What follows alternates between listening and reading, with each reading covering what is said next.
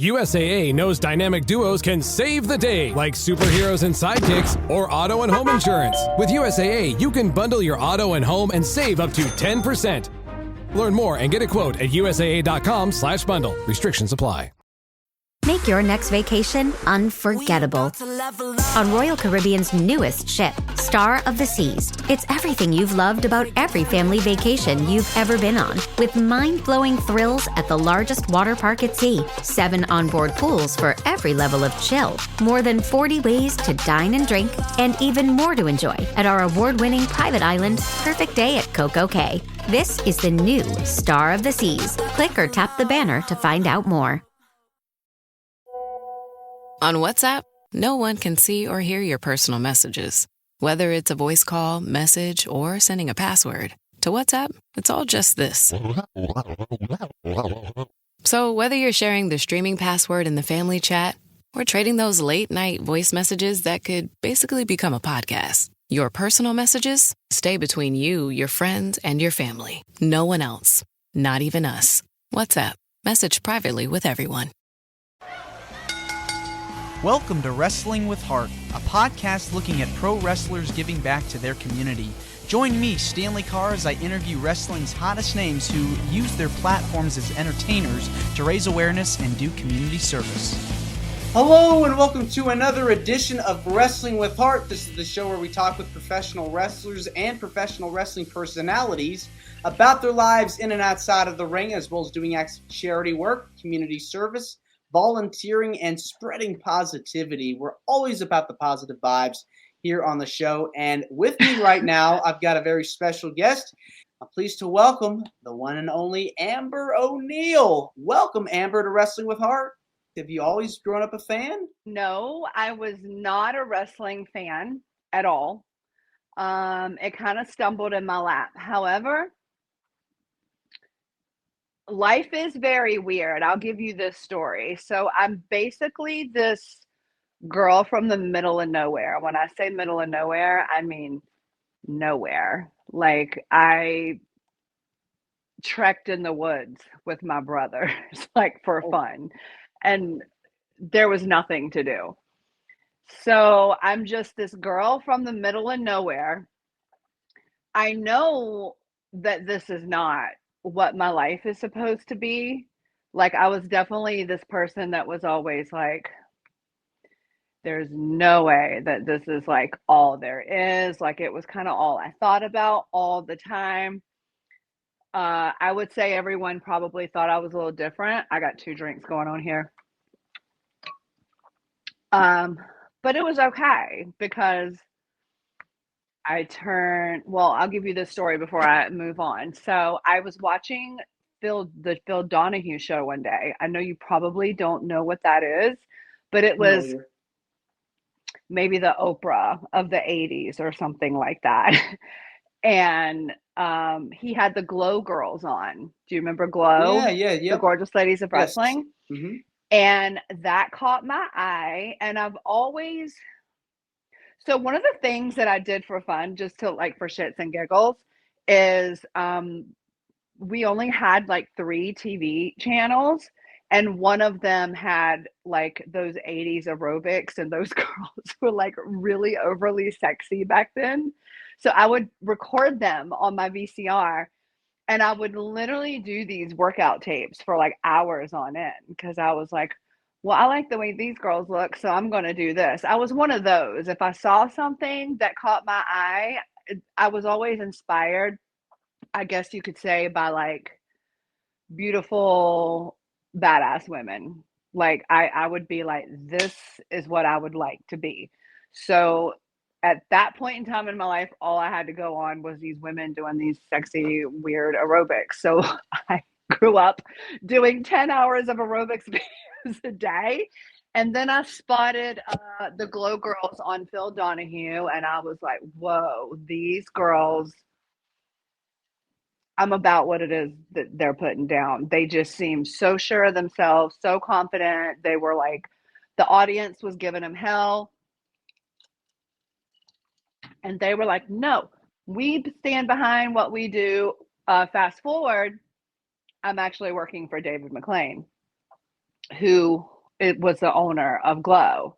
So that is such a full circle moment. And I worked for David McLean for years. I don't even know when I started. Like, I would have to Wikipedia that, honestly, or Google it, because I have no idea when I started, but I can tell you it was like 15 maybe years. So that was a very full circle moment. So I was like, definitely would like to be like one of them.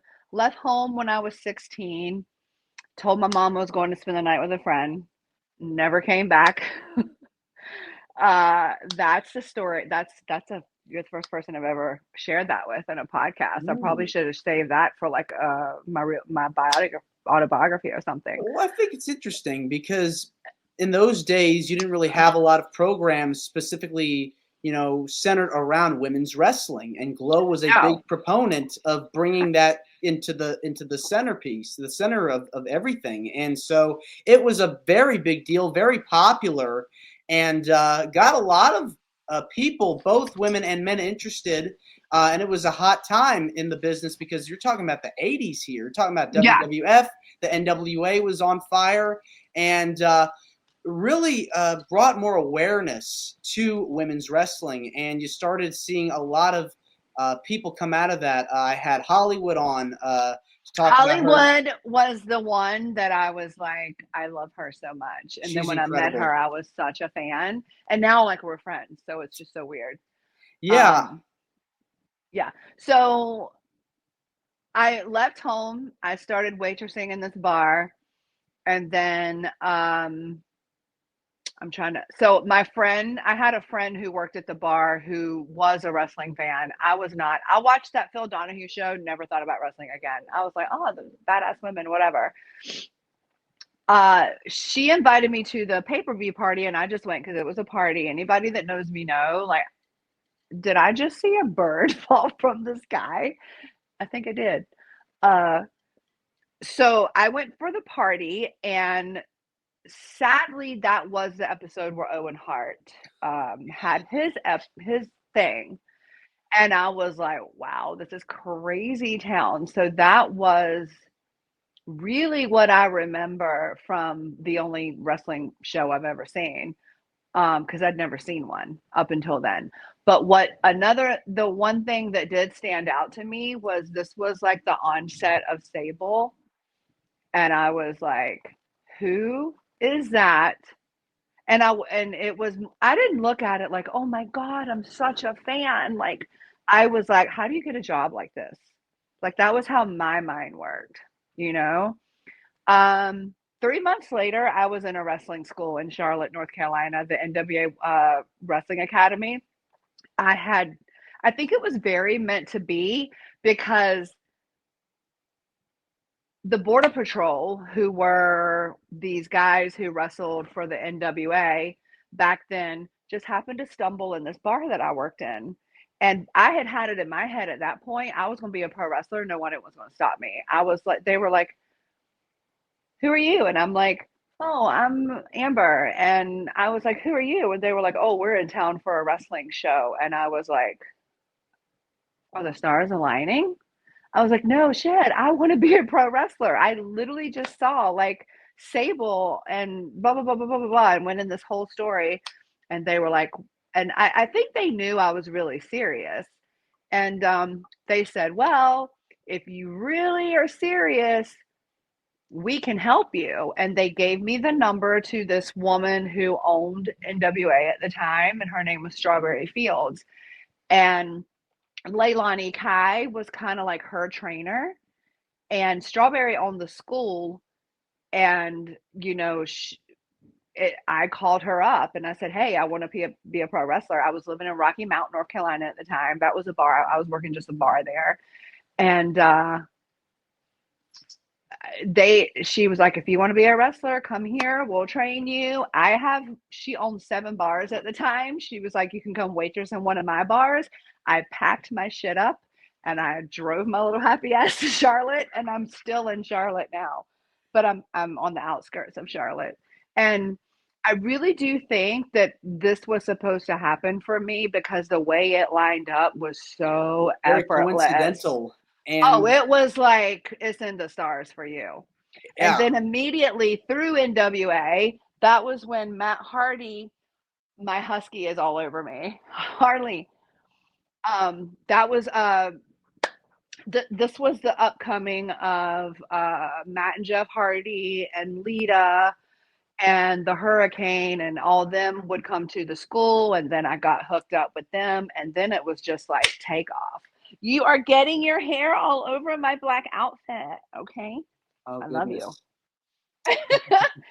But I mean, honestly, like I know it sounds really weird, but like it was genuinely that effortless for me. And when you are with Leliani Kai and she is assigned to be your trainer, you are looked out for. Yeah, I mean, she's a And legend. yeah, and look at all the look at all the like applause she's getting right now. I mean, dude, it's a long time coming. Yeah, I mean, the fact that It she was on top of the world in the '80s, one of the most influential well-respected women. Yeah. women in the business, and she helped train you.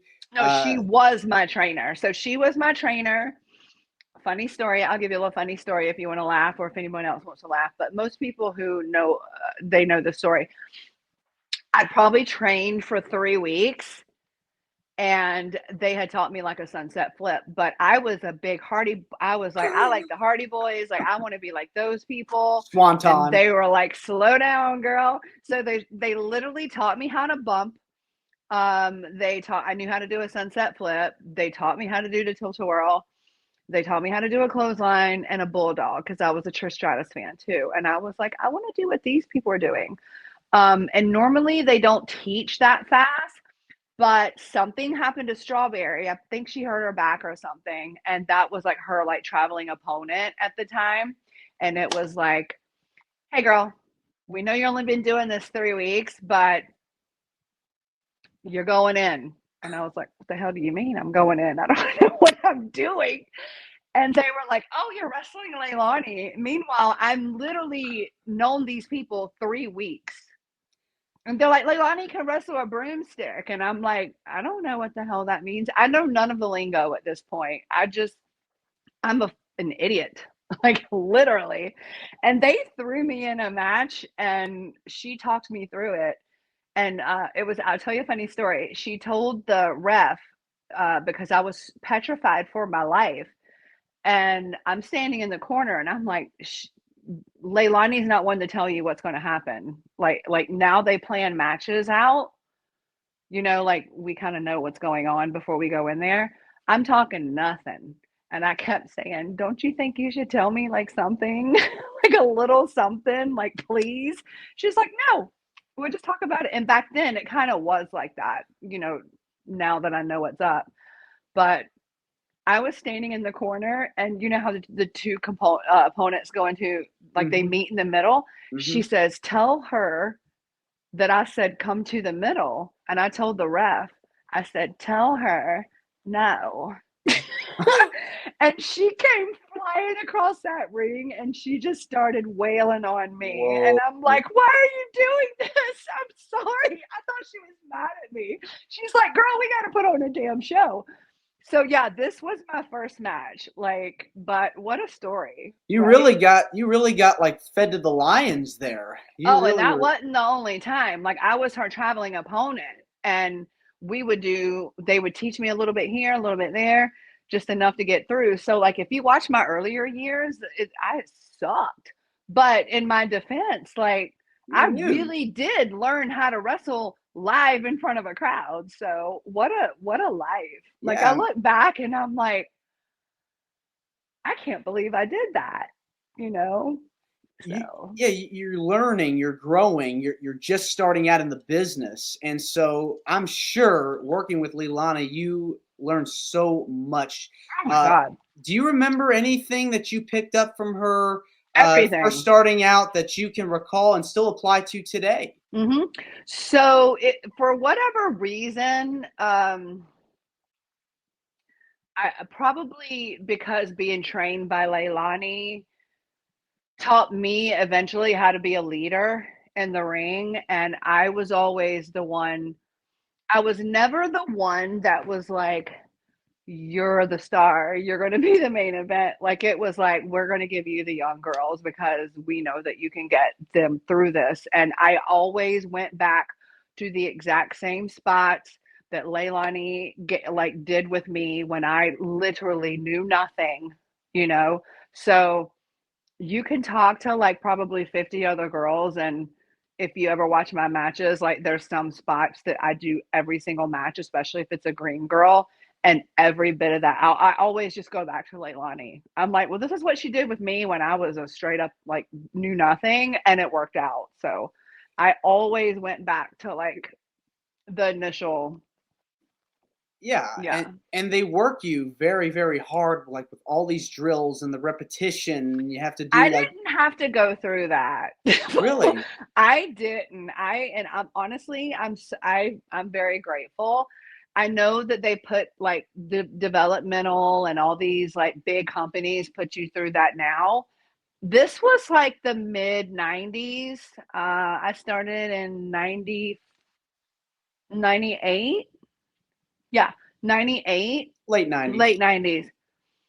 But we just didn't have to do that back then. Like my very first WWE tryout, due to my tight connections with the Hurricane, Matt and Jeff, and Mickey James, and back then Joey Mercury and Shannon Moore.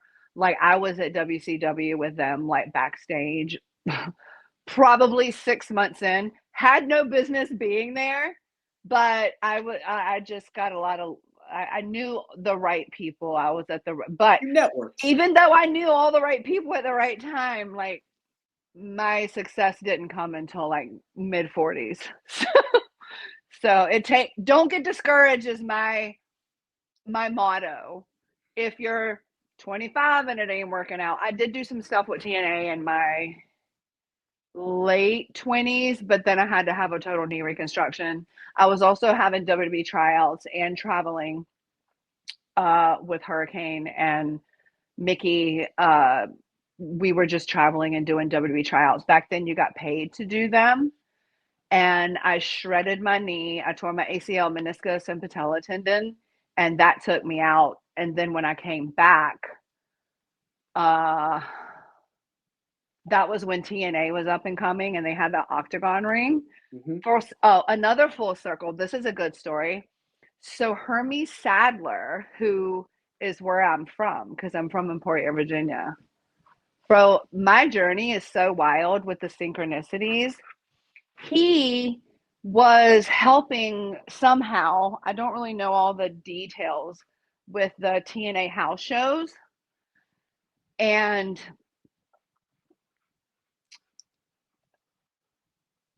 Jeff Hardy started doing these shows, and they were like, straight out of knee surgery, Harley, you got to back over, baby girl. I was Jeff Hardy's tag partner for like a year. So I'm just like, what is this like? He had just been let go from WWE, and then TNA immediately picked him up, and they just like threw him on these shows, and then they threw me on these shows, and it was like right place, right time. And they were like, you're going to tag with Jeff. And I was like, for real? This is crazy town. Who can ask for anything more? I mean, you're tagging with one of your idols. Back then, my career could have ended right then. Now I'm like best friends with him and his wife and all. Harley, I love you, but I'm busy right now. Okay. My career could have ended right then. I was like, I have literally worked with all these WWE people because I'd had dark matches at WWE at this point. I had worked with all these legends. Me and Leilani did all these tag matches, like with Rock and Roll Express and, Midnight Express, and that was a good time. And then, like, oh, you're going to tag with Jeff Hardy, and I did matches with like me and him versus. Do you remember Maven? Yes, yes. Maven and Jacqueline Moore, Miss Jackie and Tracy Brooks and Matt Bentley and Gail Kim, and it was just a good time. Yeah, I think a lot of people are like, "Oh, you never made it to WWE."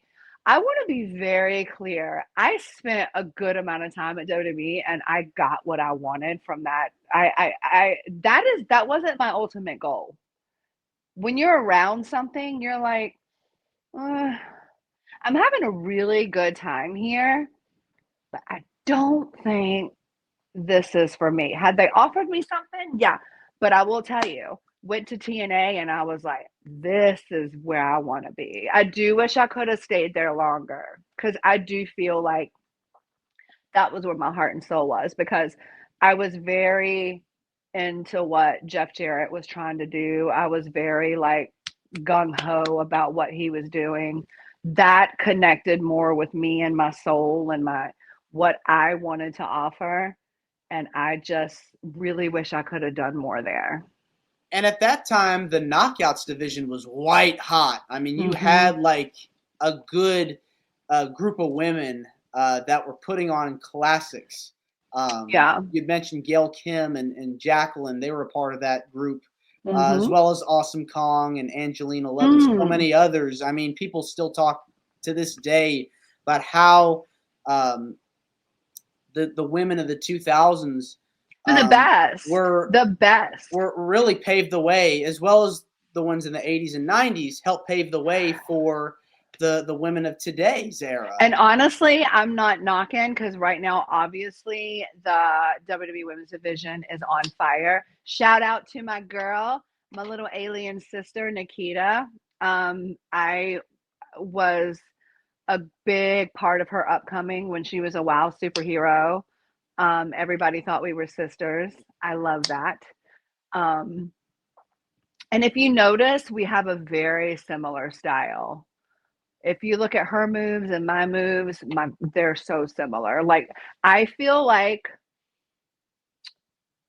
I don't know, like spiritually, they have this theory where like, if you have this doppelganger, it was like you in another parallel lifetime or something. I'm into some weird deep shit, but I think she's my parallel doppelganger. Because like when I watch her, and then like watching her outfits, if you go back and look at me, like when I first started, I was wearing cat suits with holes all in them, and I was, all my moves were, I'm going to utilize my flexibility because I was a professional dancer. She was a professional dancer. There's so many parallels. Yeah. When we met each other, it was like, I think I know you I think we were related in another lifetime or something. Well, do you feel that the dancing helped prepare you for the world of wrestling? It seems like it seems like it goes hand in hand, doesn't it? Yeah, 100%. Because once it clicked for me that wrestling was nothing more than an orchestrated dance, it was like nobody was breaking it down to me like that for years. But once it clicked, my dog's hair is flying. Once it clicked for me, I was like, oh, we're just dancing. And then I started incorporating like all of my gymnastics and stuff. And I was like, that was when I feel like for me, I started figuring it out.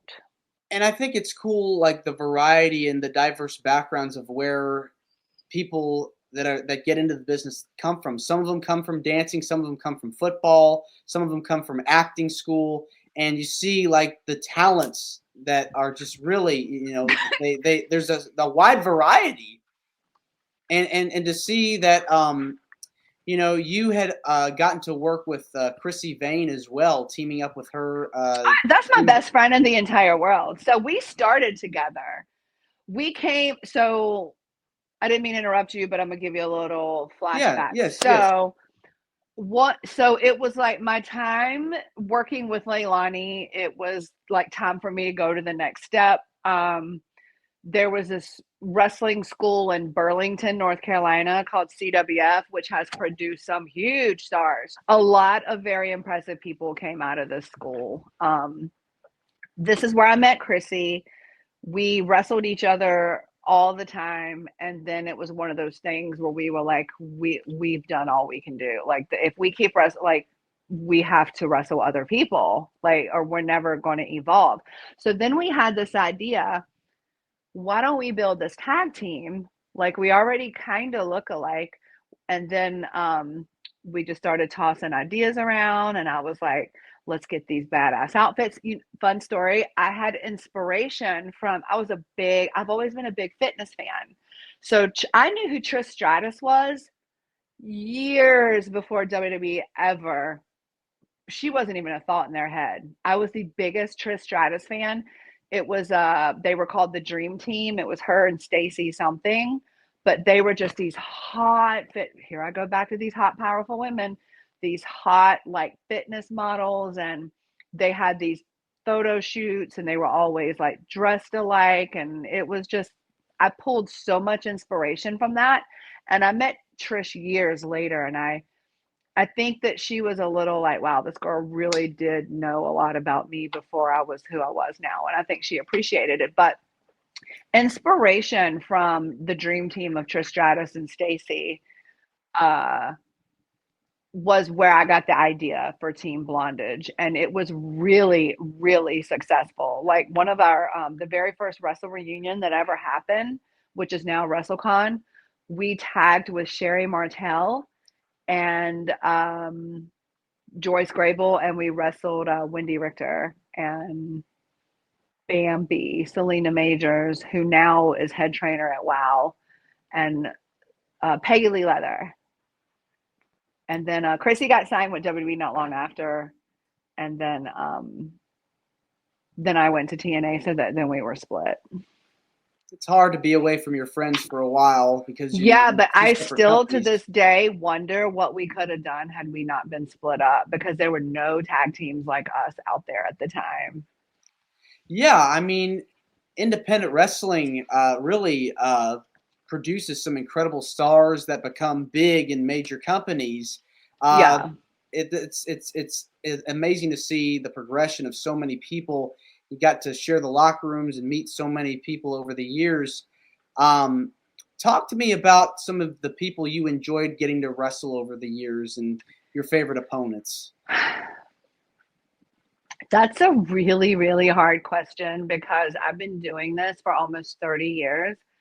And I've honestly wrestled or worked with almost everybody in this business other than, I've never got to wrestle Lita, but I never got to work with her, but I did, work close enough to that.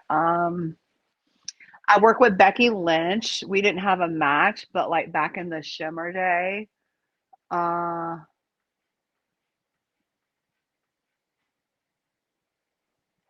there's so many new people now. Like, everyone, like, I've worked with almost everyone, like, that I can say. Now I'm thinking of if there was like a dream opponent.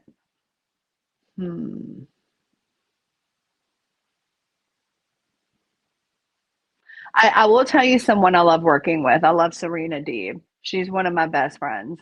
And I would literally, me and my little broken down body would come out of retirement to wrestle her. I would, and I know that we would have a great match because we already know what the other one's thinking before. Obviously Angelina Love, Velvet Sky are two of my favorite people. They're two of my besties. I would have to say the highlight of my career was working with Jeff. It's really hard to look back and think. If I go dream opponent though,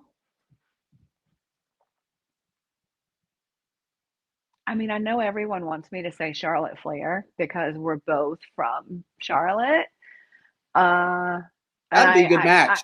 I'm good friends with her and her dad and like that whole family. But I would do it. But if I'm like, have I worked Paige? I know I worked her mom, and I will never do that again. Paige Saraya.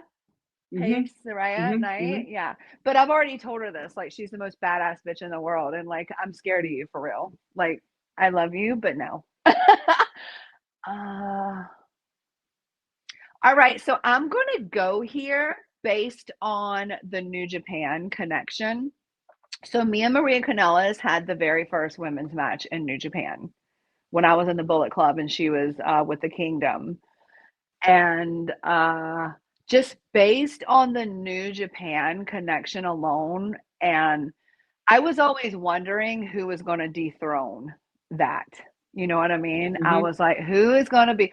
There's eventually going to be another girl. You They're know what I telling a mean? story here. Yeah, yeah. Somebody's got to be the one that ends this story and then starts the next one. Yeah. Well, I got to tell you, I don't think there was a better fit. And I think she did a great job. And um, just based on that connection alone, as the person who dethroned, me and Maria, I think I would love for it to be like a New Japan rematch. But I mean, I'm talking, I would have to go hire. What is that famous guy who trains everyone in Hollywood? Gunner something. He trains like all the Kardashians. Oh, Gunner something. But anyway, like I would have to go under some severe like preparation because she is no joke. But I would do it. I would do it for the story, and I would do it just because it would be an honor. But and only on the New Japan stage. and it's been a long time, since you got to wrestle her, and so Well, I've never wrestled her. No, I'm talking about I didn't even say her name. Okay, my bad. Sasha Banks, but now she's Mercedes, Monet. Yeah. Mercedes Monet, yes. Yes. Yeah. So she was the one to dethrone the New Japan woman come, and she freaking slayed. She took it to the next level because we did mixed tags. We didn't, I mean, we were in like very fun mixed tag like matches, but she went in and slayed the whole damn game with this amazing look and character. And I wouldn't expect anything less, like with the Mandalorian and all. She's got a lot to offer, She not does. just wrestling, but just the entertainment Worldwide. business. Yes. So Yeah. I would say she would be it. Yeah, I think that'd be a good one. Yeah. Good match for sure. Thanks. All right. So let's switch gears here and talk about some of the stuff. I know you've mentioned to me off air that you have worked charity shows, done stuff for different causes. Tell me about some of those. And if you want to talk about any causes that you're passionate about, feel free to do so. Well, in professional wrestling, one of the things that we tend to do is when one of our own gets sick or injured, because we all know wrestlers don't have insurance. And a lot of times when things happen, it can be unfortunate, especially if you're not on a major TV show. What we do is we'll just hold fundraisers to help them raise money for their doctor bills. I participated in a lot of those. Um, I've done giveaways, and so I'm really big into animal charity. Like if you want like the weight of my heart, it's going to be animal every damn time. So outside of my wrestling family, when they need me, like we will all come together and be there and help them get what they need in any way we can. But like if you want to talk about outside of that, like where my heart lies charity wise, it's definitely with animals. And if I ever came into all the money in the world or whatnot, I would have a gigantic piece of land and I would just foster any and every animal that needed a home. Yeah, I mean, animals deserve as much love as humans, and I think more sometimes. They're the most loyal beings on the planet. Let's just get real. they're beautiful. So, I Yes. mean, now you've got two pets of your own. I do. Little Baxter's over there curled up, and Harley was, well, now I'm covered in her hair. She's a Shepsky, but she's a girl. She's very lovey. Baxter, I've had for 10 years. He was a gift from my ex-husband, and he will forever be my heart. How long have you had them for? Well, Baxter, 2014, 15. Baxter's 10 years old. Yes, you Wow. are. Come here. You want to come say hi? And then Harley she's the puppy, but you would think, come on. Harley, I'm trying to think because the guy I live with now. Okay, so COVID, he got him in COVID, so 2020. So Harley's 5. Come here. I'll cover that. This is little Baxter Bill. Say hi. Hello. Most of my fans know who he is, though. But Baxter's more famous than me. Anyway, there you go, little boo boo. Go get back in the bed. It's very cute. Well, let's talk for a second. Are you active with like helping with the charities, or is that something you eventually hope to do? Get more involved with doing some stuff for animal charities? Right now, I'm not able to because I mean, like life is lifing very hard, so I'm just trying to I'm building like a mobile bartending business. I've been bartending since I was like old enough to be behind a bar. Now I want to do it for myself for like parties and weddings and stuff like that. Harley's back. And then I also have a spray tan business. I've spray tanned a good amount of wrestlers that you see on TV. So I'm busy doing that. And like I said, if I ever come into any money again, and can buy land, I will literally house every single animal out there that needs a home and Yeah. keep them. If they can't find a home, I'll just keep them. Like that's literally a dream of mine, but I can't make it come true right now. Well, what is it about giving back to the community that gives you the most joy? Because we would be like, who would be anywhere without your community? Like it gives me joy because like I just feel like we have to have community. We can't just be out here like in our own individual islands. Like we need each other, so Definitely. anything you can do for the community. Yeah. Oh, so one of the things that I was super involved in when the hurricane, because I live in Lake Norman, which is in like the 45 miles west of Charlotte. And it's also an hour from Asheville and Western North Carolina, which was destroyed by that crazy hurricane. Wow. Yeah. I donated a lot of just anything and everything. Every single day, I was taking like a trunk full of stuff to our fire department because I live right where the airport is, and they were just driving it straight to the airport and lifting it there. So I was heavily involved in that.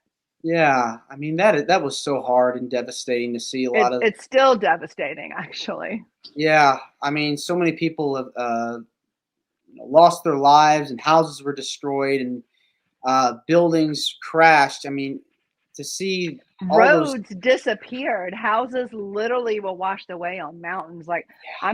I don't want to get negative, but like I still don't think they have a total like death count. I don't think they ever will. I mean, it was that bad. It was horrifying. It really was. And people still, are recovering from that time. So kudos to you for being able to help out with that, step up and make a difference. That was the latest thing that I feel like that I was ridiculously gung-ho about, making sure that they had like toothpaste, water,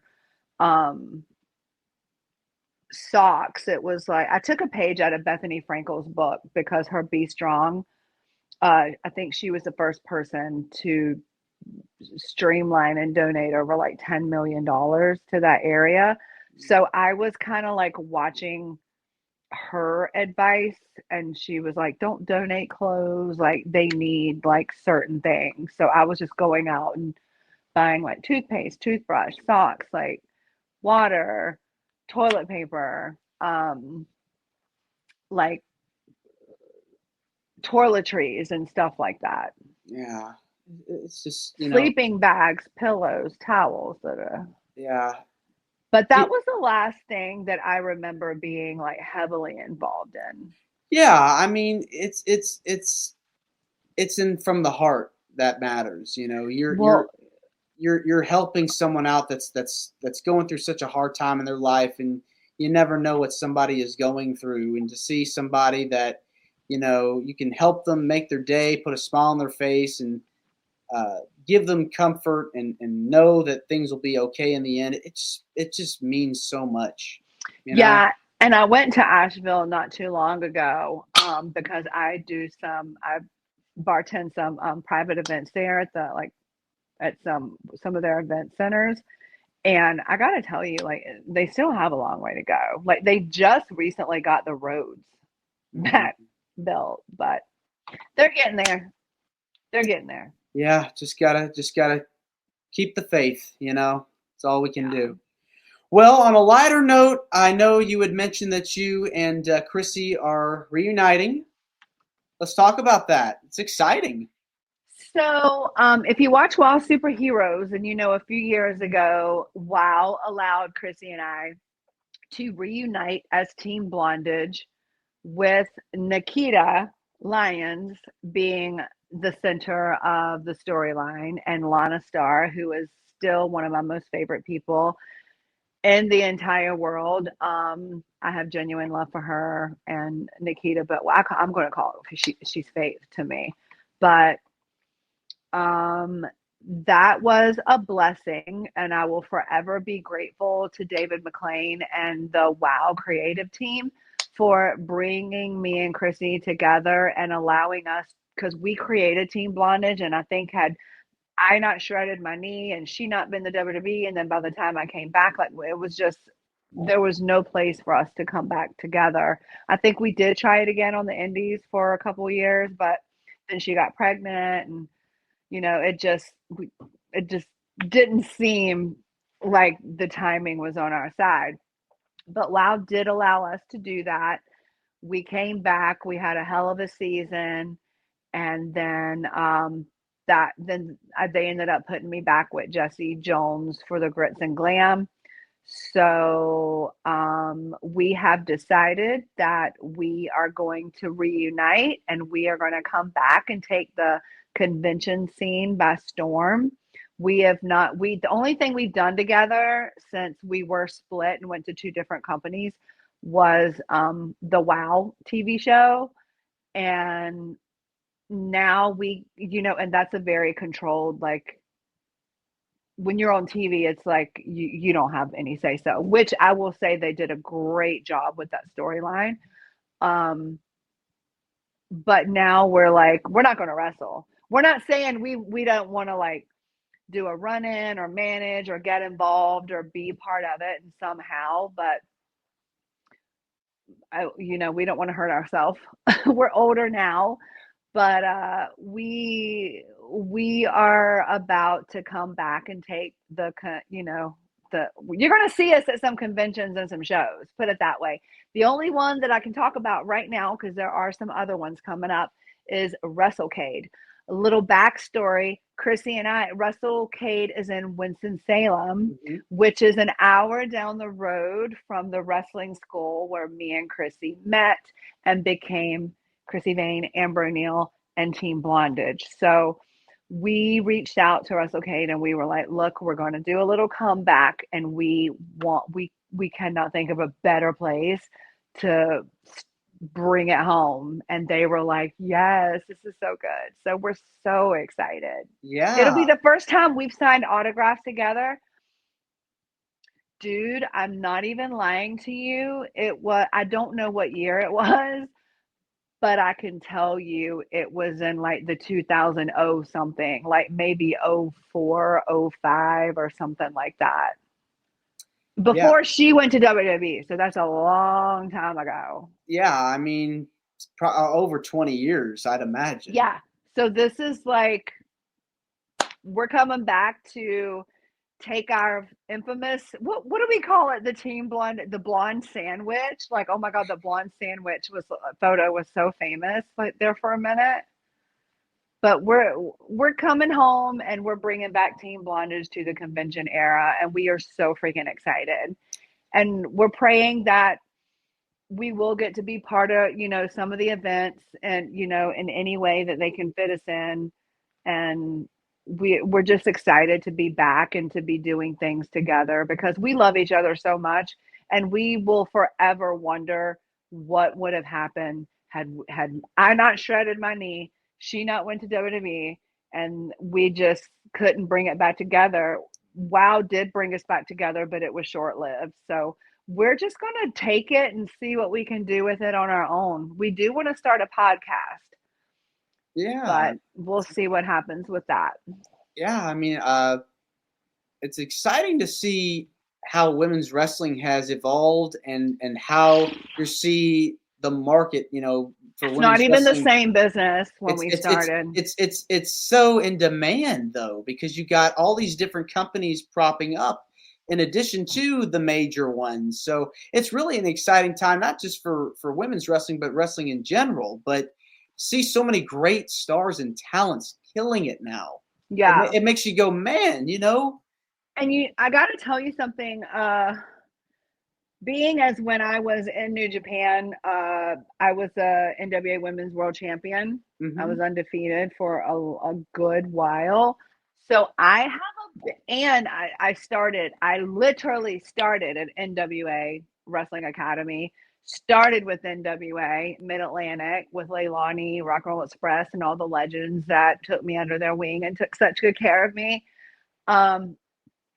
Due to all of that, I have a big soft spot for NWA, and I know Jazz, and a lot of Jazz is one of my favorite opponents of all time too. She's also a sister. She's a fucking She's sister. incredible. Shout out to Jazz. I love you. Shout out to Jazz.